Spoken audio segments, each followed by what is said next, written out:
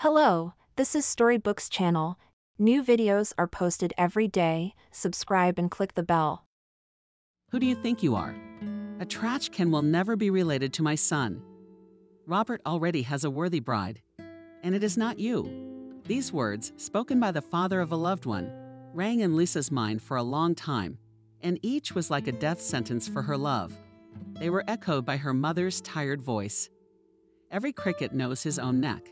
This cruel saying Lisa had heard since childhood. And also from childhood, she was sure that an unusual fate awaited her. And now, wiping a steamy counter, she smiled bitterly at her childhood dreams. Here fate had done its rounds and brought her back to her place. Maybe give it all up, go back to the village, marry some drunkard, have children every year. Maybe this is my neck of the woods. I don't have to jump anywhere else. I've seen a glimpse of a normal life, and I'm done. So that's what her stump is. Poverty, loneliness, hopelessness. And it's probably best to keep her head down so she doesn't get hit in the head. Because she already knows how much it hurts. What can you do? That's the life she's had. That's the fate she's had. And there's no getting away from it. Lisa looked through the dark windows, not outdoors. There was nothing interesting there, but at her reflection, which in fact was also nothing interesting.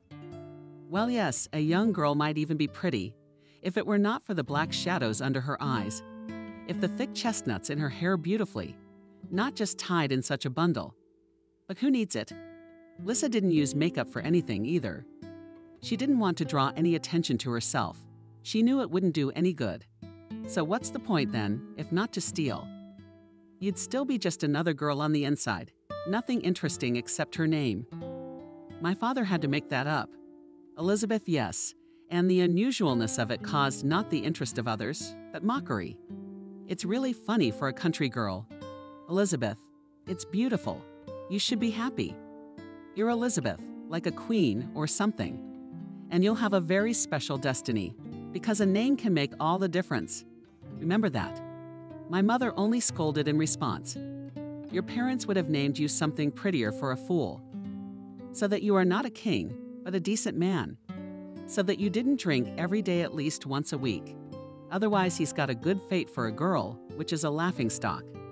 But they should have named her Elizabeth, because she's close to Elizabeth. When you get your passport, tell them to register you as Elizabeth. Don't make people laugh. You'll live as a fox until your old age anyway. And your grandchildren will call you Grandma Lisa, not Elizabeth. And Lisa, honestly, and thought that she would go to get a passport and tell them to write a different name. But when she went to the passport office, she did not dare. She felt pity for her own, to which she had already become accustomed. And she remembered her father's prophecy. Maybe, indeed, an unusual name will make her fate unusual. Because to live the way Lisa had to, it was unbearable. She was born in a village where many people lived poorly, but their family was different from others.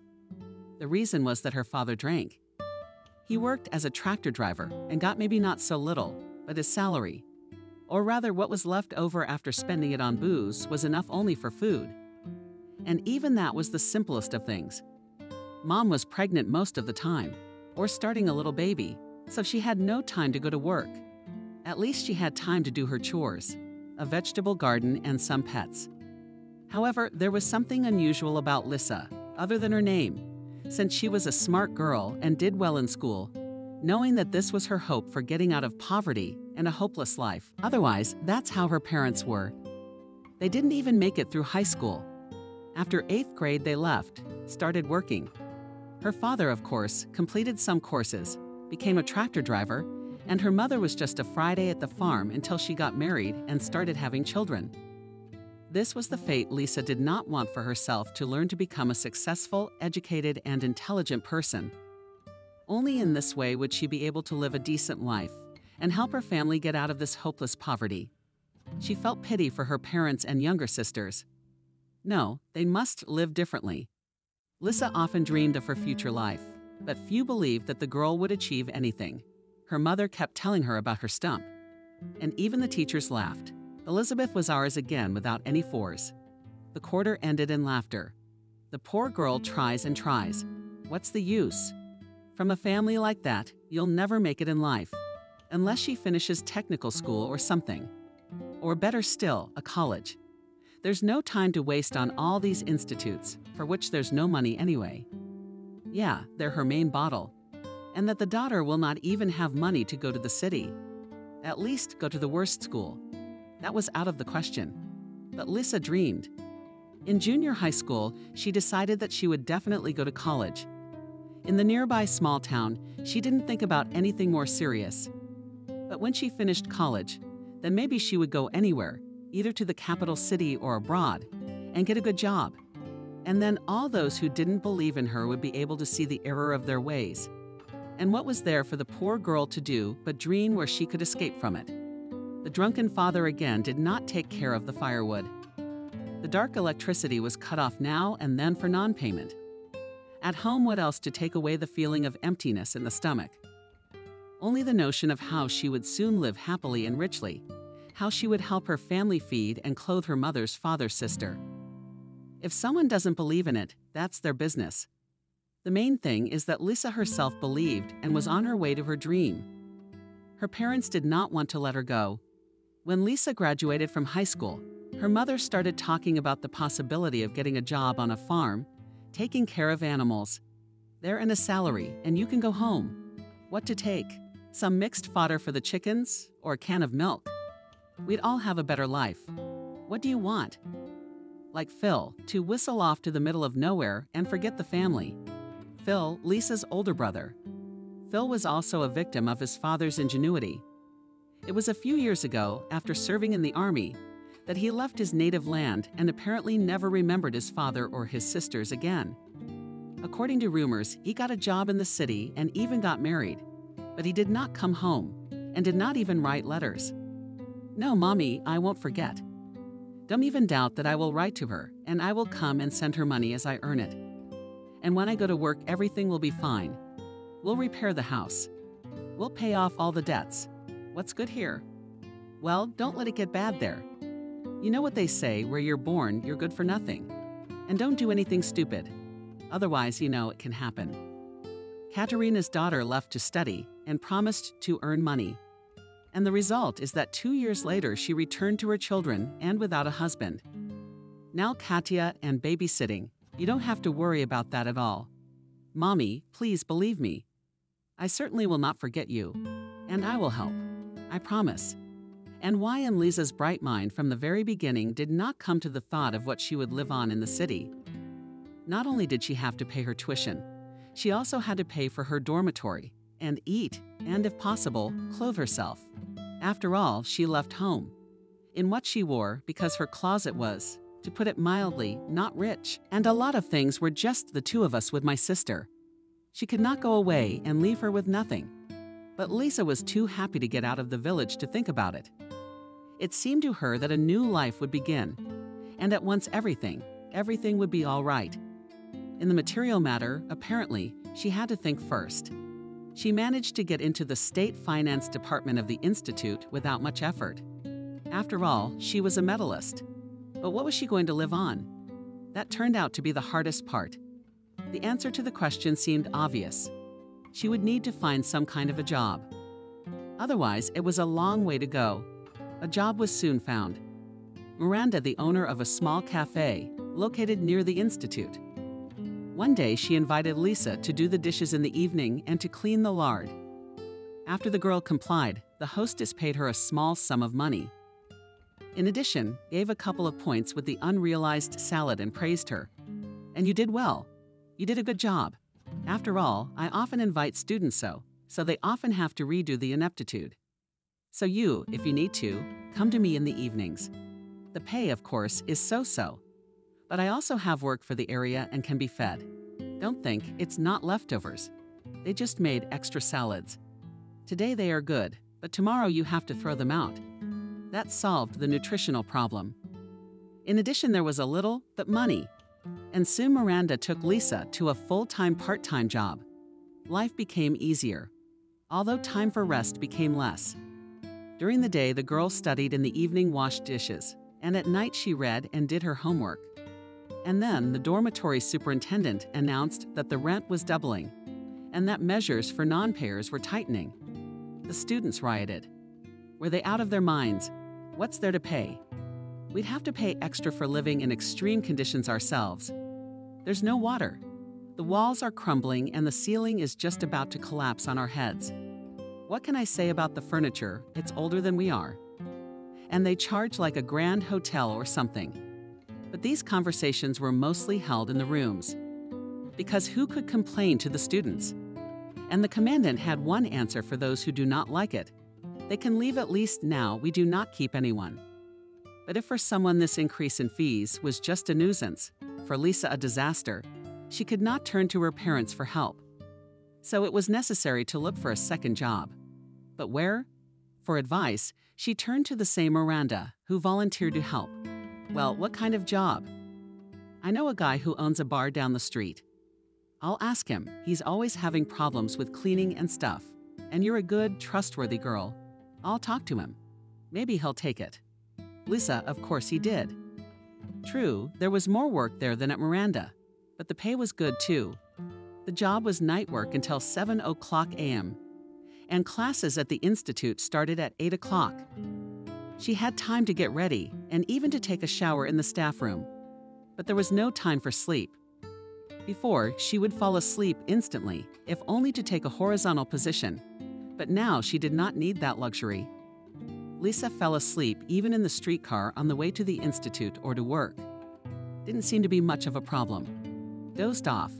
She might as well have been to some overly nerdy lecture. She just wasn't in control of herself anymore. Passed out on her own, like a burned-out light bulb. The professors noticed this and wondered among themselves. It is strange. Such a nice girl she seemed. She studied seriously. She was a medalist after all. And then all of a sudden she's poking her nose in lectures. One of the professors would say something and get an answer. Please, what's the problem with getting a gold medal in a country school? You can read and write. You learn the multiplication table and well done. It's a pity about the girl though. If things go on like this, I'll probably have to expel her. She may take it that she is pale and has bruises under her eyes, and her hands are trembling. I hope that is not the case. I think she's just lazy. Or maybe she's in love. She's out day and night. That's why she can't sleep. Let's hope it gets better. Except she'll have to transfer from public school to a fee-paying school. I don't know if she can afford it. I think her parents are not rich, as it is rich now, but people who come to sleep at lectures, to teach for free, just unproductive. Transferring to a paying department was a serious blow to Lisa.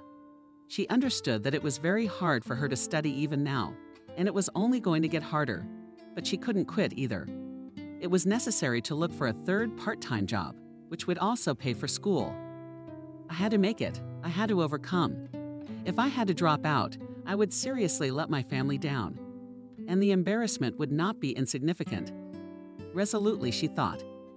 After all, Lisa was used to living in difficult circumstances. She had not had to endure such things.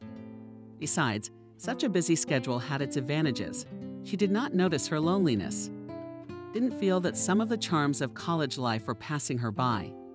With anyone from her class, she did not manage to make friends. First of all, she had no time. Secondly, she had seldom been friends with girls before. She was not bad with guys, but they're in the country, and here the city boys were too ambitious and pompous. Finding a common language with them was simply unreal. But that wasn't what Lisa was trying to do either. She had no time to make friends. There was no time for friendship and friendly relations. To this aloofness of others reacted differently. Someone just thought Lisa sullen, unlovely, and bypassed her. It was the best option. Some, not knowing the reason for her illegitimacy, treated her with sympathy. They tried to involve the girl in their common life. At times it was worth the trouble to fend off such kind ones. But worst of all were those who found no explanation and tried to hurt her in some way. Most of them were guys. And the biggest problem for her soon became one of them, William. He liked Lisa, and several times this William tried to ask the girl out. At first she politely refused, but did not fall behind and did not miss a moment to pester her again with more and more frank harassment. Until, eventually, Lisa, unable to stand it, rebuffed him too harshly. It pissed off William, and he decided to ruin her life in his own way. Gossip went around the institute, and this young man, unfortunately, had something of an ability to make everyone believe any nonsense he said. And as soon as he told a few of the guys the tall tales about the forest, how to justify it became simply unreal. With this, William tried to get rid of the ridicule that his friends sometimes showered on him for his failure with Lisa. "What rejected you, this is not to the strict," said one of the buddies. "Which one was that?" "Close, is it? I myself gave up the idea. To do business with him. It would be expensive and not worth it," answered William. "What do you mean?" The interlocutor was surprised. "Yes, in the usual sense." "What did I find out?" "She works nights in the bar.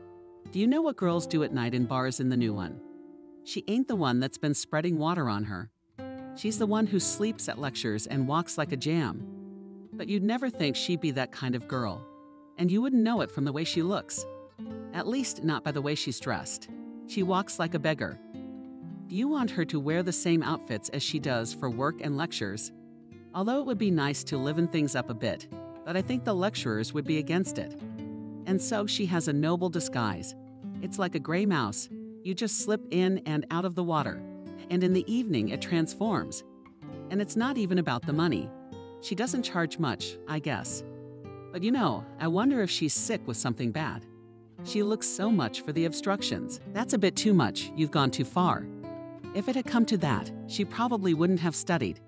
I'm telling you, it's a disguise. Maybe it's her way of getting rid of her parents. Or maybe it's a way to get rid of the police.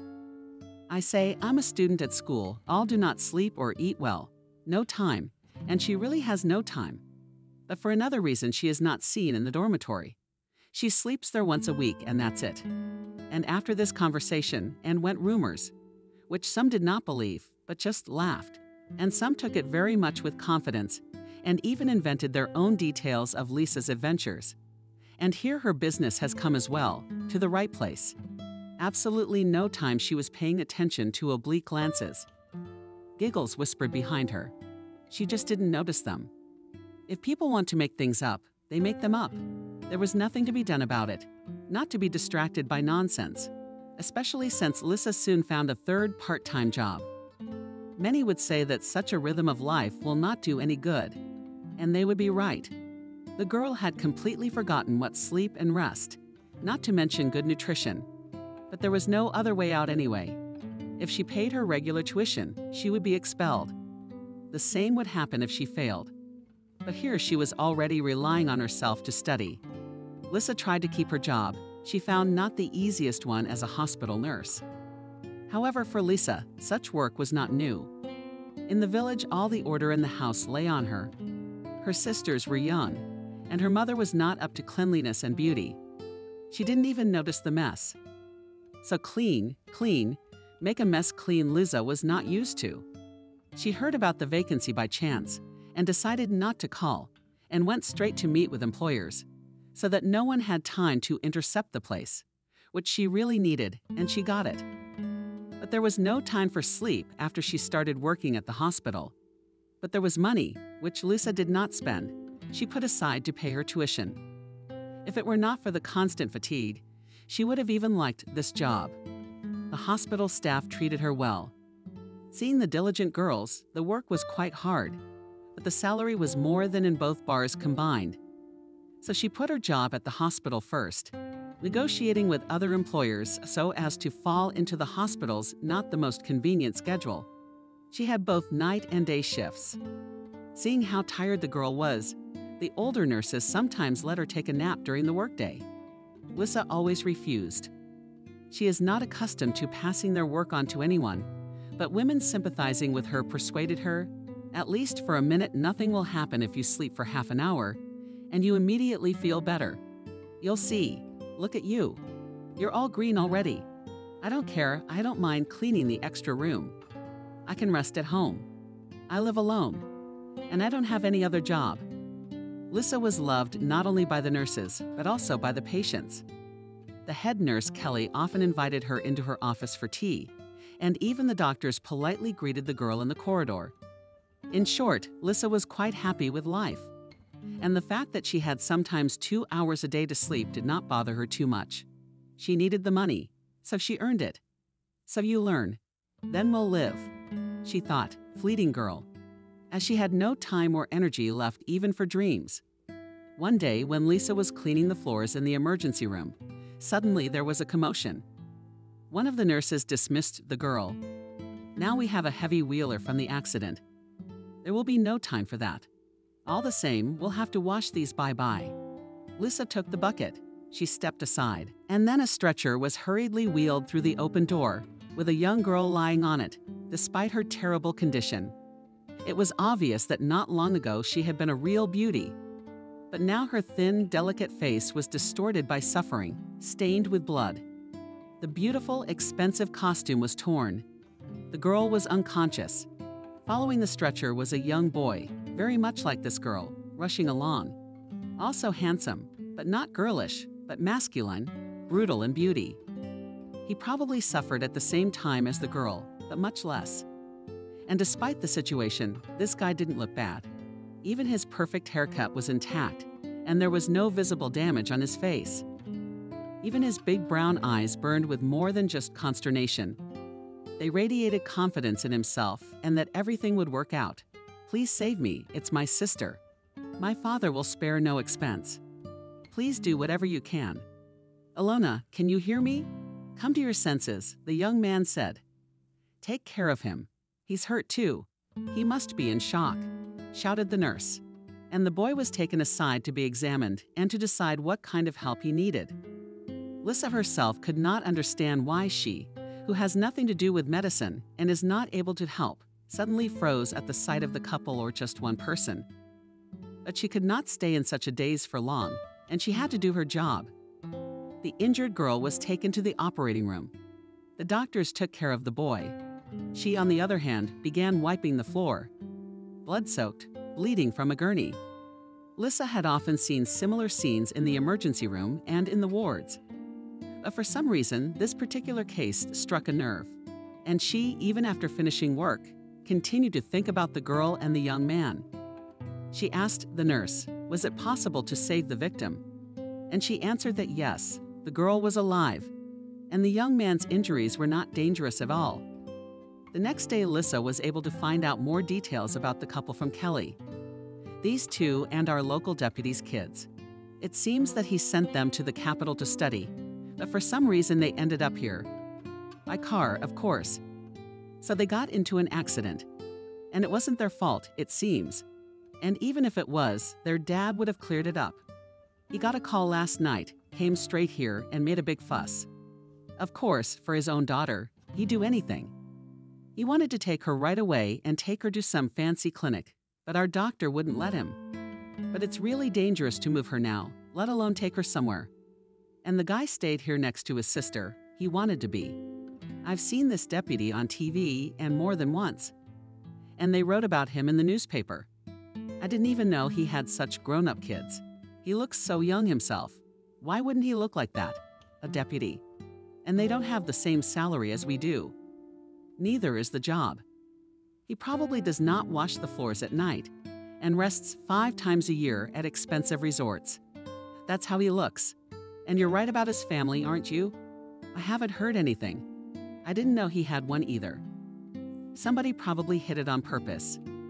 He's not doing so well with the kids and everything else. Well, you know how kids like that grow up. They're brother and sister twins, and not much older than you. And here you have a car and everything, and they go around the world. So they did. All right, they're alive and they'll live. All the more so, they have money for treatment and restoration. That is good. They seem like good guys, Lisa answered. And you're right. The rich also cry. You sit down to tea, you have a drink. Then you run off to work. It's a pity about the girl, of course. The injury was almost fatal. She's still alive, but she hasn't recovered yet. And there's no telling if she'll make it. And if she survives, she may be crippled for life. Although who knows? Maybe Daddy will somehow try to pull her young, healthy body. And that's not the kind of thing a guy can handle. What's weird is that his sister got hurt like that. He didn't seem to be doing too badly. Cautiously said Lisa. Well, I wouldn't say he's okay either.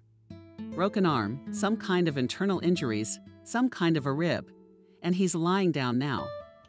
That's him right after the accident. Yeah, and he was scared for his sister. Just didn't notice he was hurt.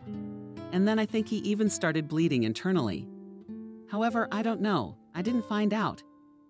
After thanking Kelly for the tea, Lisa went to clean the rooms. She was so preoccupied with her thoughts that she did not notice how she did her job. It remained to get the last room separate, which was just lying there. The guy she had brought in yesterday was named Robert, as she already knew. The girl knocked, came in, and saw that the young man was smoking by opening a window. "Hello, I have come to clean your house. But you shouldn't smoke, and it's not very good for your health, and you can't smoke in a hospital." "What are you talking about?" The guy replied angrily. "Thank you. I didn't know what to do, either to smoke or not to smoke." "So you wouldn't smoke, and you wouldn't put ashes on the floor, and you wouldn't throw cigarette butts away. Why throw them around? I don't understand. At least take a plate. Listen, beautiful. You take your mop and get out of here. That's all I need is your lectures. I'm the only one who hasn't taught me how to live. Nobody's teaching you anything or forbidding you anything. I'm just asking you not to litter. You're not at home. Imagine, I noticed that." Robert was speaking in a high-pitched voice, and soon one of the passing doctors could hear it. Peeked into the room to see what was going on, and the culprit was, of course, Lisa. "What do you allow yourself?" "Strictly," said I, "Doctor. Why are you involved with a sick person? It does not seem to be part of your duties. If you keep this up, you'll be fired." Lisa, of course, was not frightened by this threat. She understood that the doctor was being strict, considering the personality of the patient. But she was offended. After all, she was not guilty of anything. She was being read right in front of a man who had already insulted her. Come on, what am I used to? He was not the first, not him, unfortunately, and the last. The girl worried herself, but the next day the situation was repeated. Robert, to all appearances, had no intention of keeping order in the hospital. The room was once again smoky with garbage, and once again Lisa did not hold back. "You're probably doing all this to spite me," pointing to the cigarette butts on the windowsill. Mockingly, she said, "Haven't you had enough of verbal abuse? Is that how you decide to act? Listen, you communal hen. And if I take action, you'll be in trouble. What did the doctor tell you yesterday? Not to get into altercations with a sick man. It's not easy without you. I got hurt. I could have died. My sister's in intensive care. I don't know if she's gonna make it. And I have to get reprimanded by all the trash. Because you have to respect the work of any dumpster too. And your condition is no excuse. Everyone here is lying in a bad condition, but no one behaves so ugly. And I'm not all of you, in case you haven't noticed. My stay here is paid for, including cleaning and everything else. And if you don't like cleaning here, then say no. They won't send another adequate cleaner. I'm not happy looking at your face either, you know. Just because your beau gave you the eye doesn't mean you have to throw yourself at all the men." Lisa realized that he was hinting at the deep shadows under her eyes. They did look awful, but it wasn't her fault, and it wasn't the fault of some non-existent suitor. Robert's words hurt the girl, and she silently began to clean the room. She lowered her head and did her best not to show her resentment. But what can you do if the tears still came to her eyes? Washed out nerves did not hold emotion. No matter how hard Lisa tried to hide her resentment, the young man still noticed it. And apparently, he felt ashamed. When Lisa finished her work and was about to leave, he said, "Okay, I'm sorry. I did not mean to insult you. It's just, I'm nervous. This stupid trauma. My dad's in trouble. My sister doesn't know if she's gonna make it. So I snapped, and I'm sorry. I won't be rude anymore. I can see that your eyes aren't puffy. You're just probably tired. That's all right." Lisa mumbled, wiping away the tears that had fallen in hail from his penitential speech. "And I hear your sister's condition has stabilized. Her life is out of danger. Soon you will be able to visit her and talk to her."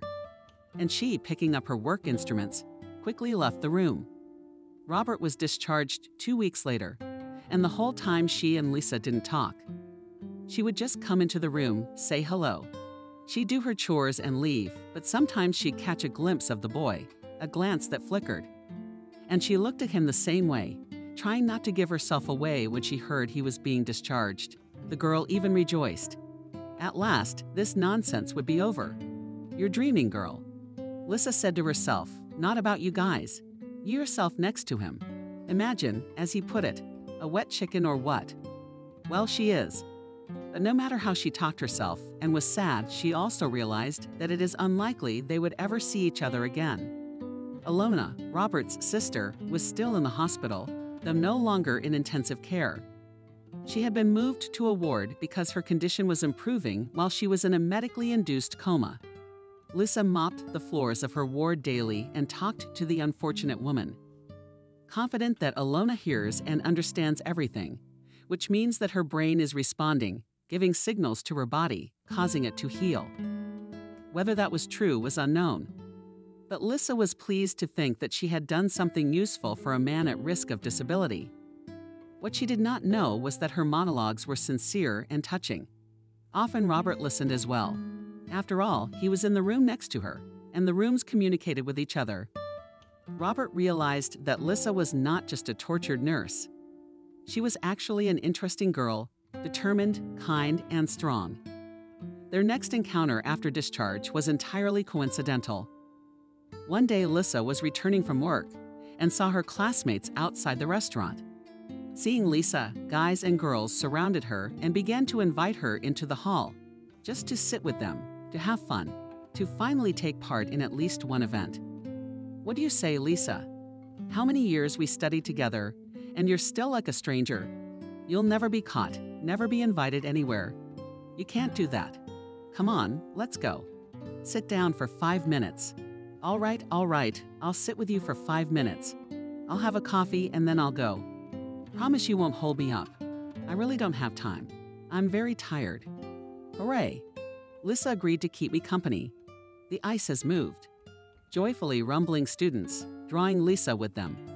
Already in the hall, she saw among the gathered and her mysterious enemy, William. But it was too late to turn back, and she thought that in front of everyone this unpleasant guy would not pester her. She was mistaken. William immediately sat closer to her and began, as usual, to make dirty innuendos, and then to grab her by the knees under the table, begging her to have a glass of wine or vodka. Realizing that nothing good would come out of these little get-togethers, Lissa got up, said goodbye to all, and went out, but her tormentor moved behind. "Look, William, what do you want from me?" Lissa exclaimed with annoyance. "Since freshman year, you do not give me a pass. And what's more, he's spreading gossip. What for? Just go sit with the rest of us. Stay out of my way. Oh, stay out of it. What a prude. Tell me, for God's sake, I've been pestering you.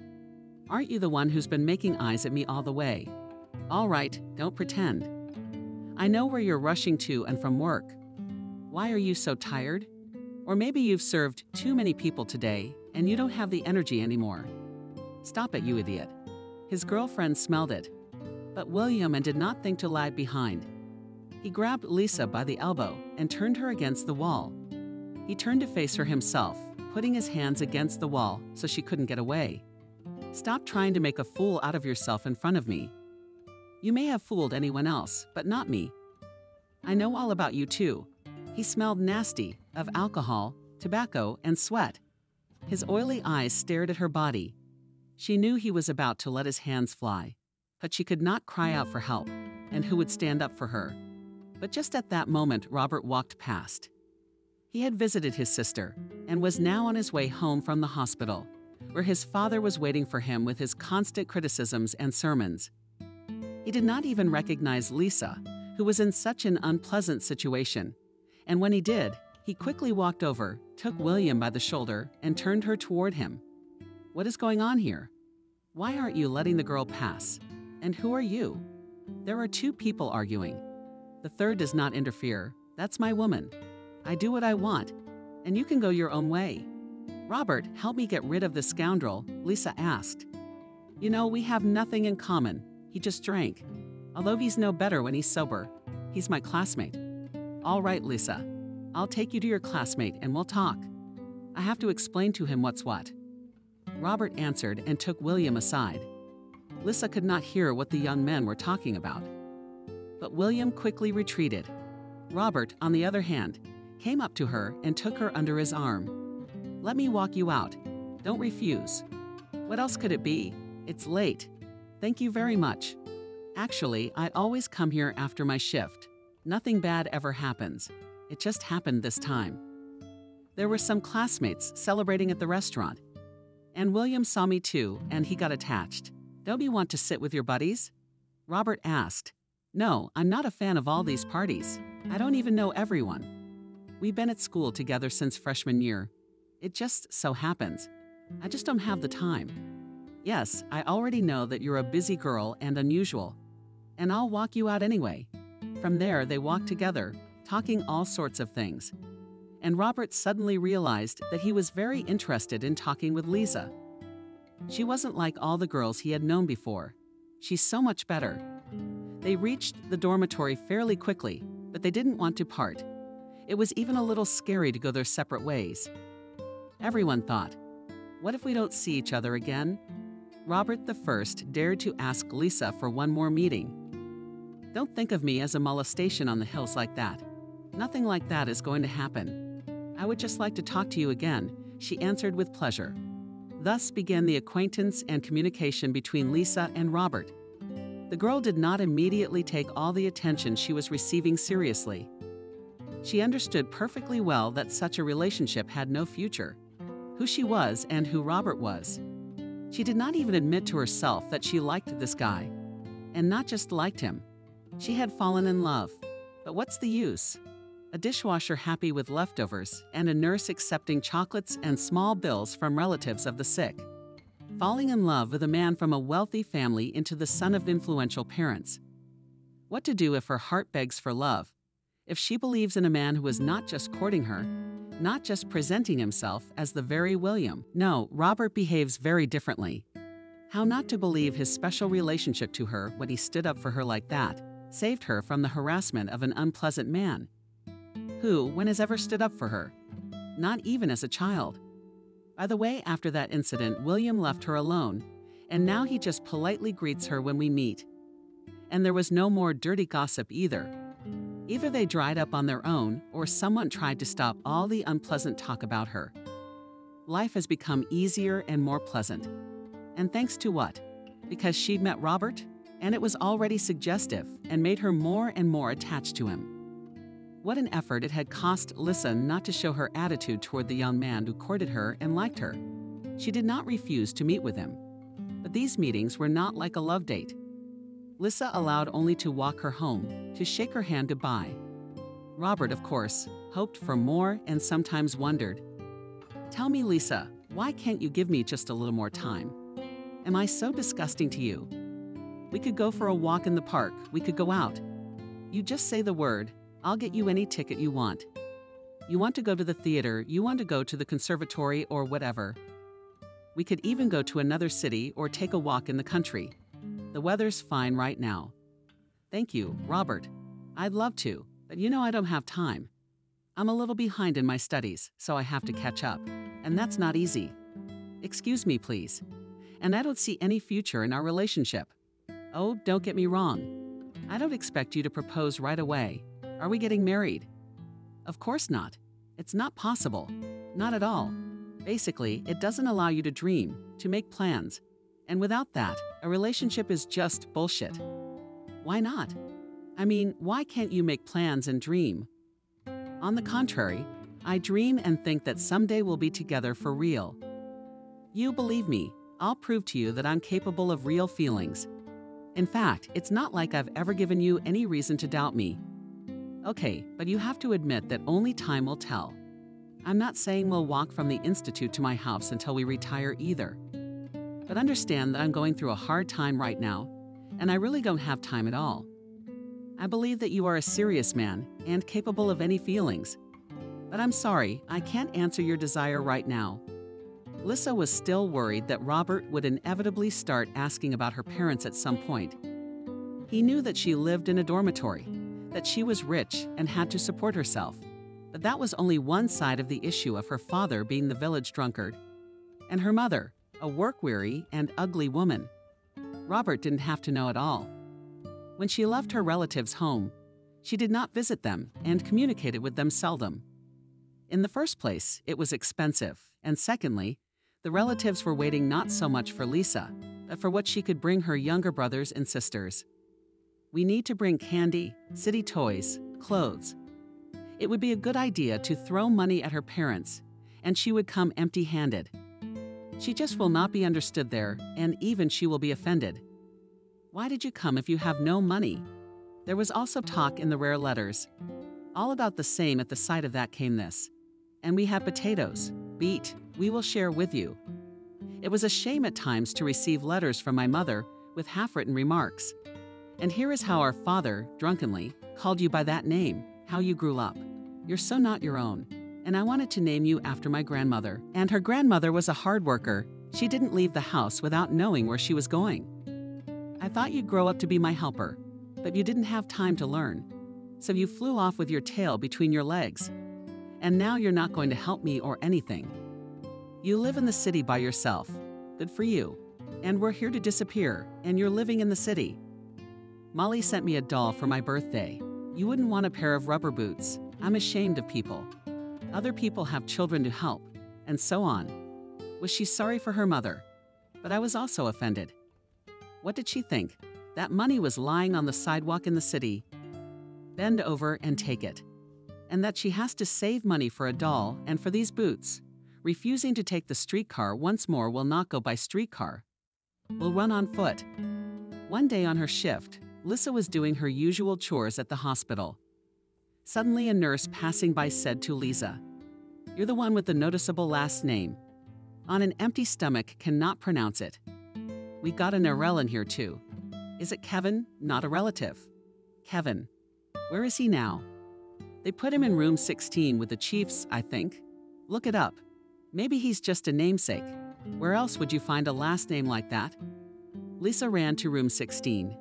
After all, Kevin was her father's name, and she hadn't even thought about the possibility of such a coincidence. Apparently, her father really was very sick. Since they didn't even put him in their village, they sent him to a hospital in town to drink. Not surprising, of course. But my mother wrote that he had not been drinking for several years. Or was she lying? Or the case was so serious that just quitting drinking would not cure? She thought. When she entered the room, she immediately recognized her father and was struck by how bad he looked. He had lost weight, his eyes were sunken in, and he really did look like a dead man. She walked over to the bunk, calling quietly, "Daddy, I thought he was sleeping quietly. Daughter, he can't hear now. They injected him with something. You don't. Let him rest while he sleeps. It doesn't hurt. And then, it will be easier for the ceiling," said an older man from the next bunk. Lisa nodded and quietly walked out. It was late. The attending physician was no longer in the hospital. She postponed a conversation with him for the next day, although even without any doctors, it was clear that my father's affairs are how bad. She returned to the hostel that night in the most depressed mood. She felt sorry for her father, especially since her mother's last letters were full of optimism and hope. Her father did not drink, and now he spent more time on the household, repairing the house. "Life has become easier, my daughter. You should come too. Daddy remembers you often," she wrote in her last letter. And here you are. Daddy's sick. The alcoholic past came to an end. The next day, she came to talk to the doctor. "I don't know what to tell you, Lisa. I have nothing to cheer you up with," the doctor said. "Your parents have been drinking for too long. That liver, you could say, is dead. It's lucky that you've kept it up for the last few years. Otherwise, you wouldn't be talking to me now. You'd be planting flowers in the cemetery. Forgive my frankness. I have prospects, but I need a transplant. No, not the whole liver. At least a fraction of the recovery is almost guaranteed. But it's a very complicated and expensive operation. He won't live long without it." Liz's eyes went dark from the amount of money the doctor read out. Such money in their family did not exist. What about her family? If their whole village would contribute, it would hardly be enough. Lisa came out of the doctor's office in tears. Showing up like that to her father was not allowed. She went to the office where Kelly was sitting. What happened? Lisa, why aren't you here on your shift? She got worried. Yes, I came to ask him about my father. It's a very serious matter. I talked to Jacob. Now I don't know what to do. And Lisa, sobbing, told Kelly about what worried her most at the moment. The nurse was sympathetic, but of course she could not help. During their conversation, the women did not notice that their conversation was overheard by Robert. He saw a weeping Lisa go into the office without shutting the door behind her. He approached, but did not enter. He realized that this was his chance to be Lisa, to understand how serious his intentions were. He had realized a long time ago how much this girl was dear to him. But he could not overcome her resistance, though he could see that he cared for her. Robert decided to act differently. He decided to organize a charity to raise money for Kevin's treatment. The first thing he did was to use his father's connections, but he also took care to tell people why they needed to help Kevin. It was clear that not many people would give money to save an elderly alcoholic, even a former one. So Robert tried to write everything honestly, but in a positive way. A father with many children who had made mistakes in the past, but who was now on the path to correction. And now, when the fate of his children and wife depends on him, the past has caught up with him and made itself known. It is impossible to leave such a man without help, to let him die, and pictures of a man surrounded by his 4 young children. This presentation had an effect. The fundraising went into full swing, and quite quickly the necessary amount was raised, which Robert was able to report to Lisa, frozen with happiness. Robert, how could it be? How on earth did you do it? At last the girl was able to ask, wiping tears of happiness from her eyes. You have no idea what this means to me, to my whole family. I never thought anyone would help Dad. Well, why not? I understand perfectly. Your father's not an old man. He has to live, and people, I assure you, are mostly kind. They don't want to hurt anybody. You just have to know how to convey your requests to them. And how was I able to do that? But that's easy too. True love is not the kind of thing that motivates people to do things like that. The girl looked up at him with happy, tear-filled eyes. She couldn't say anything, but for the first time she fully believed that Robert really loved her. The girl was not just grateful for saving her father. She was amazed.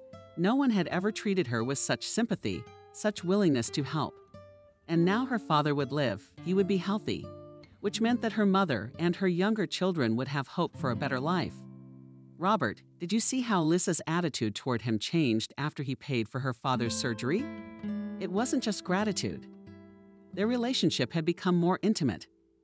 Lisa was no longer refusing meetings, no longer discouraged by her business.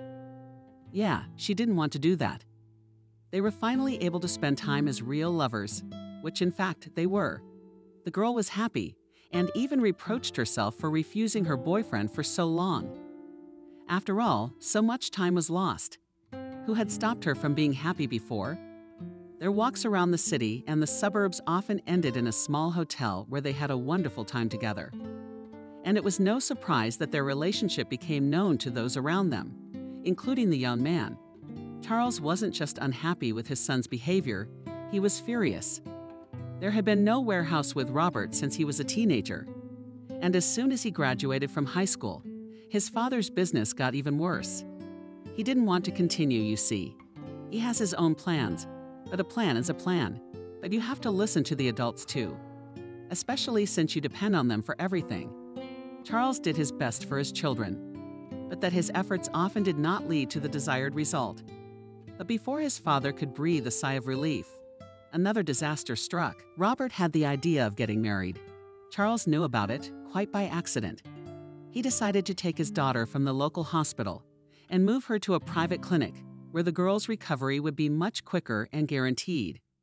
The doctors at their hospital were against it. They would have realized that the father had money and that he wouldn't spare anything for his daughter. So they began to resist. Don't you understand, Charles? Your daughter is in such a condition that it's dangerous to take her anywhere.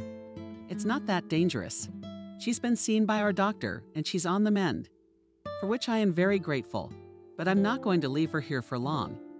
You know, it's not just doctors, it's the best medicine.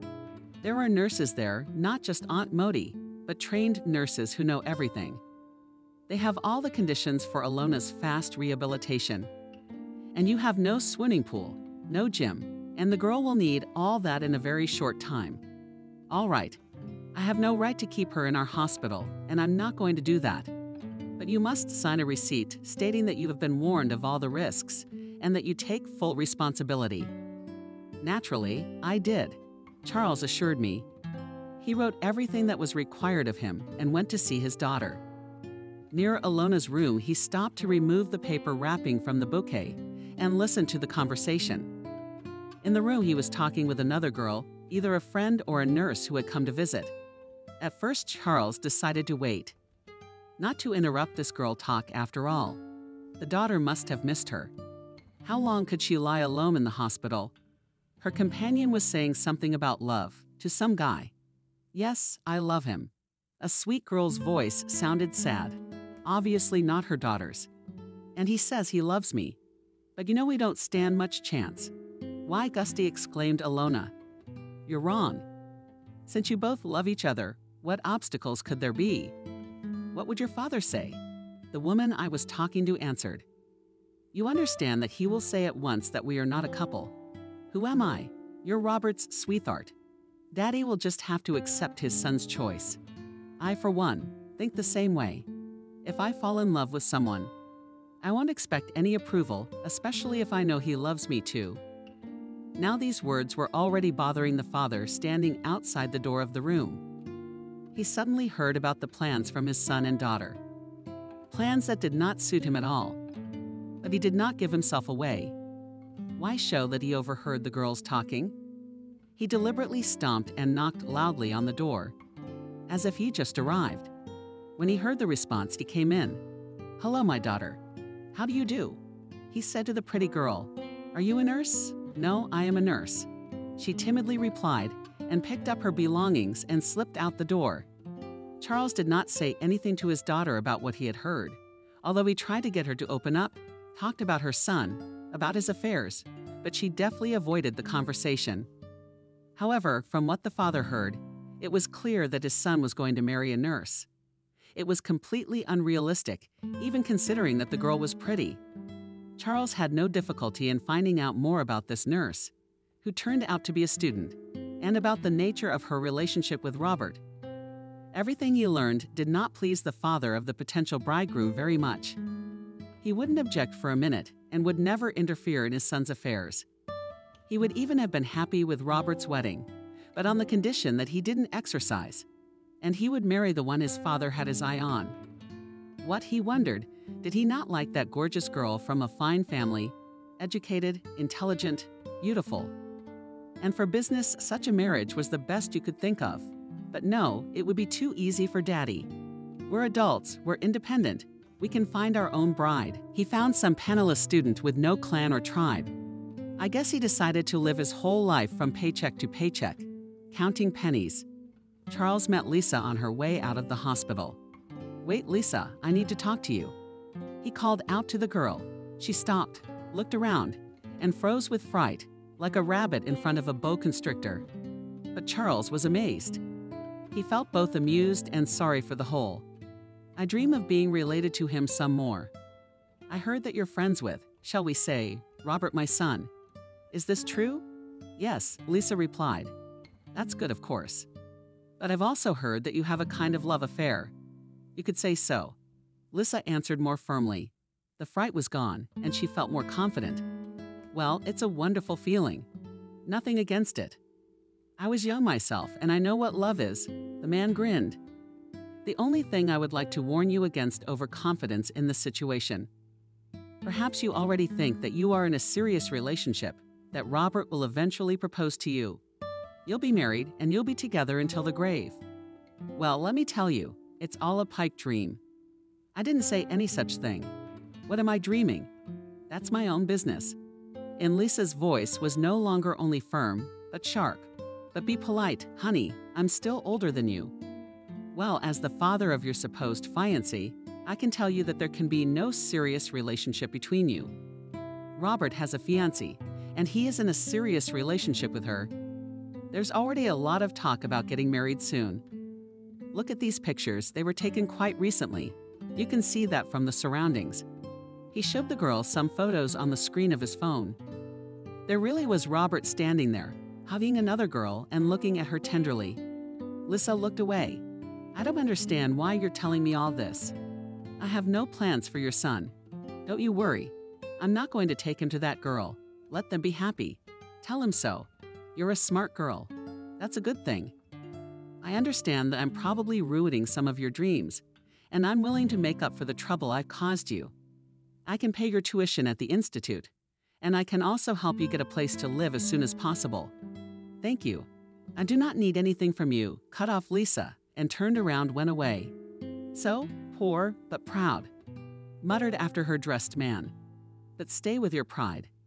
Lisa quickly walked away, trying not to give vent to feelings and tears bursting out. What happened exactly as she thought it would?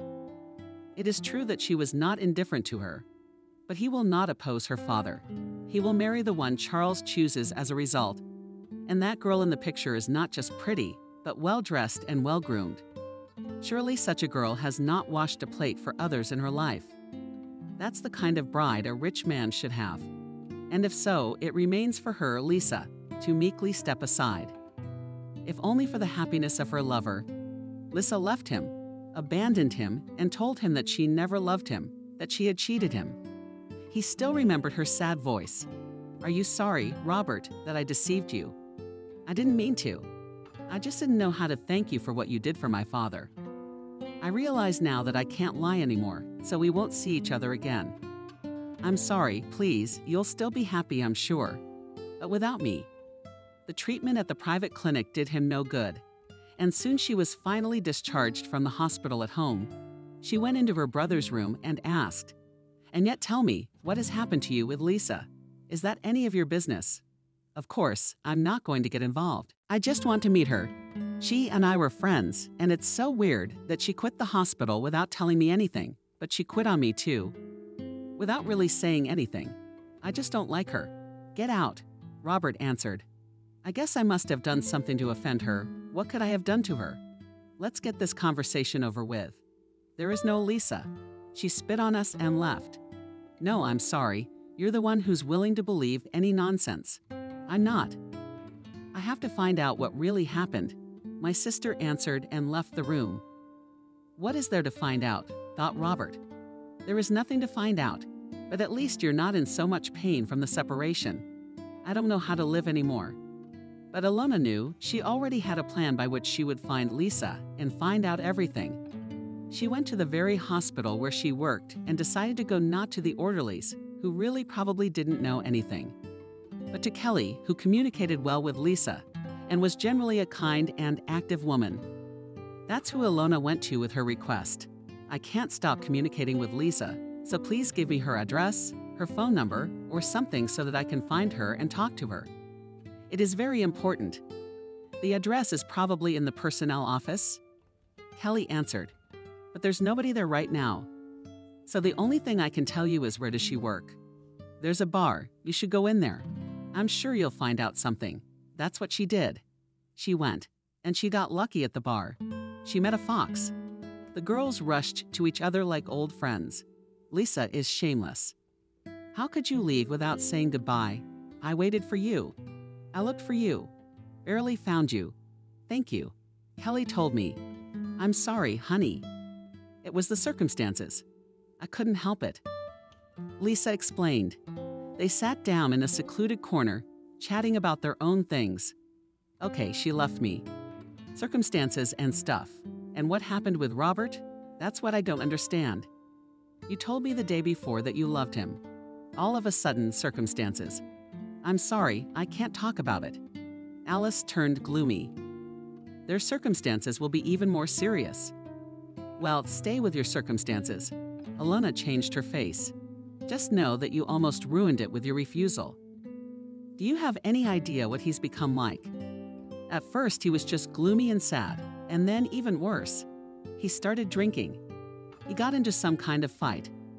Dad's already seriously afraid he'll turn to crime. Really? Lisa was frightened. Of course, my father's not idle. He has decided to send flights abroad as early as tomorrow. Tomorrow, I will not see him anymore. Confused, Alice asked, "Why do you suddenly want to see him?" Caught up with myself, then suddenly, here you are. Do you want to see how the man suffers for you? I didn't want him to suffer. On the contrary, I wanted everyone to be happy. You see, Alona, I probably have no right to tell you this, but it's hard to say nothing. I at least want to say goodbye to him.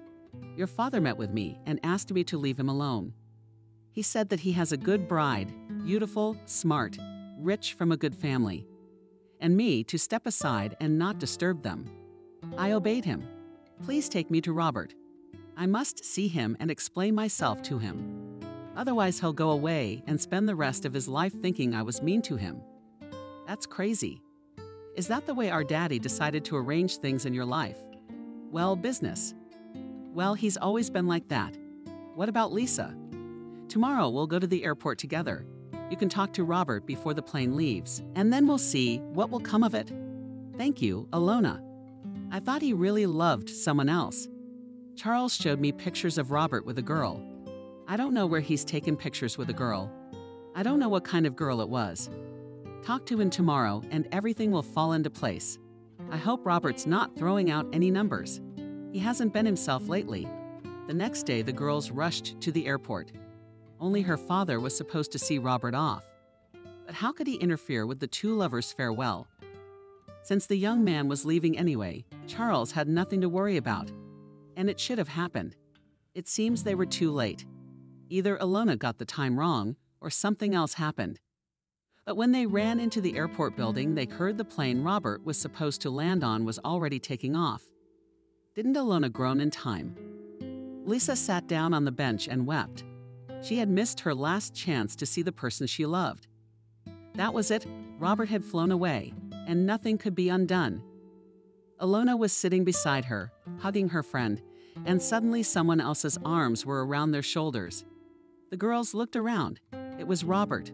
Why are you looking at me like that? Yes, I didn't get on the plane. I told Alona I didn't want to go anywhere. I didn't go anywhere. Now my father's mad. I ran away from him, but now I don't care about anything. Tell me, Lisa, did you come because you just wanted to say goodbye, or Gusty? Answered Lisa, stood up and hugged the young man. I came to tell you that I love you, that I've always loved you, that everything I said was a lie. I just chickened out and you know. You'll forgive me. Why didn't you get on the plane? What are you doing here? Charles laughed next to me. I'm Dad. I'm not going anywhere. I'm going to marry Lisa. Do you like it or not? I don't know what you had in mind when you tried to break us up, but you didn't succeed, and you never will. Robert answered calmly, Yes, Dad. Alona backed up her brother. You can interfere in everything, except your own business. I'm sorry, but these two want to be together, and they will be together. You almost ruined Robert with your concern for his happiness, and trying to decide who's a couple and who isn't. That's emotional language.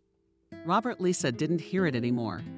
They walked away with their arms around each other, to start their new life, far from any convention.